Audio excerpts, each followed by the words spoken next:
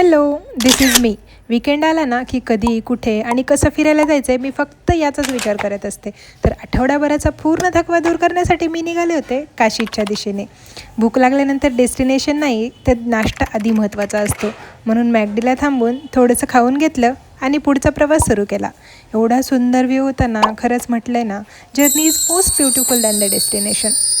दुपारी साधारण 2च्या सुमारास आम्ही पोहोचलो आमच्या डेस्टिनेशनवरती. चेक इन केलं आणि ही सुंदर अशी आमची रूम होती.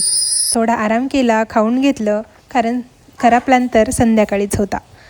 सनसेटची वेळ होताच नटून थटून एकदम बीचसाठी निघालो.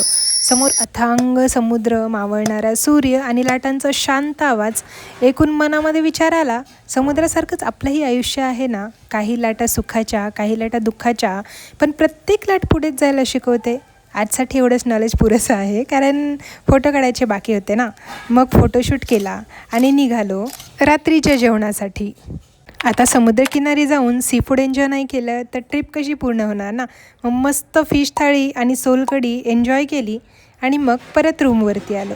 थोडासा टाईमपास केला आणि आजचा दिवस इथेच संपवला with a very beautiful memories.